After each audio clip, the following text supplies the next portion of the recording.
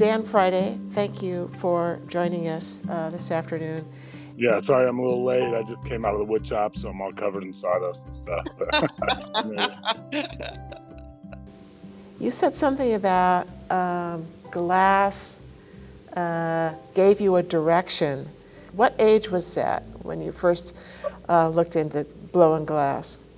I think I was 20 years old when I first got a job at a glass factory, and that's kind of when I had been a mechanic and a tow truck driver, and I was visiting somebody who worked in a factory. And when I walked in, I kind of knew. I dropped everything and just really started coming. I think I was still 20 when I came here the first time, and just sort of worked on how learning artwork in glass. It's sort of like learning a trade, because it has that like a long steep learning curve, but it gave me something to get better at, and I really liked that. So you first started taking classes at Pilchuck, is that right? Yes, I was visiting a friend, and I saw, I think I was driving the tow truck. I stopped by the shop in the tow truck and saw what they were doing, and decided that, forget cars. Can you give us just a little bit of information on how you made these salmon? So the salmon are made in two parts. I make the head and the body separately. The body is a bubble and the head is a solid mass of glass. And then I sort of join them together, and very similar to like an Italian technique called encalmo, to like join and culmination sort of, but it's kind of my own technique too. So it's like half blown, half solid. It took me a while to figure this out, and because I wanted to get them big. If they were solid, like a lot of my sculpture is, that would be really way too heavy. But these were blown and solid, so I could kind of get the scale, and I kind of like the simple silhouette. Like I don't fuss over all the fins and all the other, I like it to be glassy too. Very simple imagery. The reef net anchors are rather extraordinary. Could you talk to us a little bit about where you got that idea? There's a great reef netting historic picture of my great-great-grandfather, Haytaluk, sort of teaching the settlers how to reef net fish.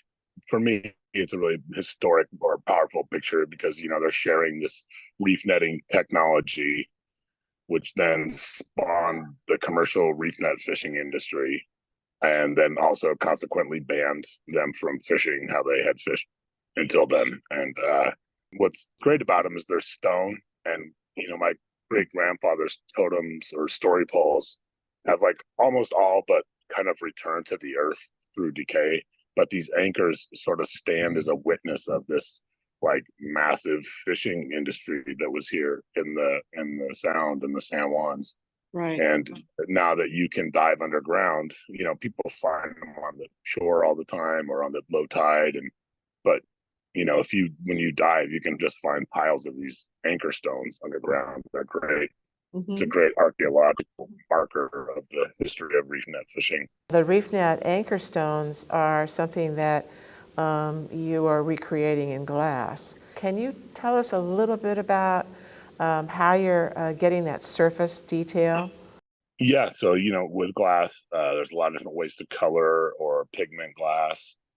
I use glass powder on the surface, so it sort of gives it that opaque. It's different than, glass has got like a range, like transparent, translucent, opaque. And, I kind of lean towards the opaque end on those, but they also do take in light. And it's got like a great like stone sort of like texture. We call it like a crackle, for lack of a better term, but it's like you take the bubble, you cover it in glass powder, dip it in the water, and it freezes the outside. And then you pull it out and blow. But because the inside is still so warm, it expands the bubble and it breaks the surface of the bubble with all the powder and color on it.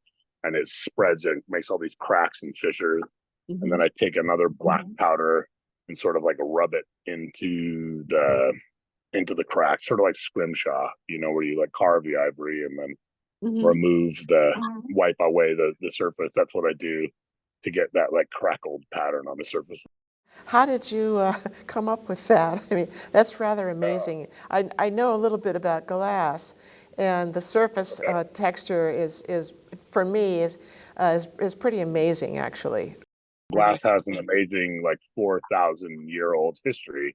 They've been making glass for quite a long time. So no one person has really figured out all of it, but you kind of stand on the shoulders of the people that come before you. And I'd say if I was to describe my work, it's sort of like an intersection between like Coast Salish work and story in this modern sort of material. And so a lot of these techniques are borrowed from, just thousands of years of glass making. Well, you've certainly put them to good use, I must say. Well, thank you. Yeah. Yeah, thank you. Yeah, so could you maybe speak a little bit more about your imagery and how you refine it? Yeah, so like the bears, like the fish are, those are both great examples of like sort of a simple silhouette that I do. I'm trying to capture the spirit of these things, the essence of a fish. It's like that's a tail and it's got a point and it's got a head. It doesn't have every exact fin. It's more about a display of like color. And I think glass is such a beautiful medium by itself that I try to let the glass kind of be glassy, if that makes sense. Yeah. Because I just feel like it's such a beautiful material. And so sometimes, for example, when I made the bears initially, I would put 4 legs on them, and it was a super challenge. And the proportions are really tricky to get right. And it wasn't that I really did like the look, but it also didn't necessarily need it. Glass is like a sculpture of light. Like they look great in the atrium there too because of how much natural light you guys have. So Yeah. it just has a great like canvas, if you will, sort of to have it with that flat surface on it. Mhm. Now, on that bear is a round piece that you put on the hind section. Yeah, What's that all about? that's how I sign my work. What's called the marini, which is like a cross section of a cane, and it's sort of like a signature marini. I don't put it on the fish, but any of the standalone pieces, I put one of those little signature dots on. Okay, all right. Yeah. Yeah, we thought maybe it was something called a mille fiore. Yes. Well, that's the same thing as a marini, but a Oh, millefiore is okay. more of a technical term Yeah, because it stands for milli fiore flower, 1,000 flowers. right. And yeah, Okay. there's so many great Italian words in the arsenal of glass making. Have you studied in Italy? Yes, I've gone to Italy and I've studied in the States with Italian masters, Lino Tagliapietra Mm. and Pino Signoret. Uh-huh. Those are big highlights for my Right. coming to where I'm at. Where are you going to take your imagery from here?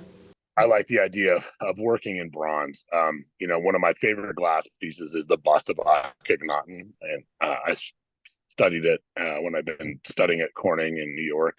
And Mm. it's a piece of glass, the bust of the pharaoh, and it was made 3,700 years ago. It looks like it could have been made yesterday.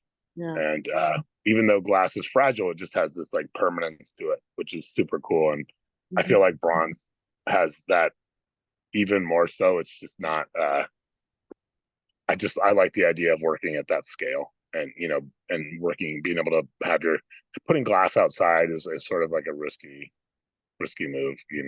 Right. So Right. I've been exploring other mediums, I guess is kind of where I've been going. Well, Dan, I know that you're busy right now, so we won't keep you any longer. But hey, thank you so much for Thank you. doing this interview. Yeah. It's just lovely hearing about your work, and we wish you all the best. And so, thank you. Yeah, take care. It was nice to meet you. Take care, Wendy, in the background. All right. Thank you very much. Thank you, Dan.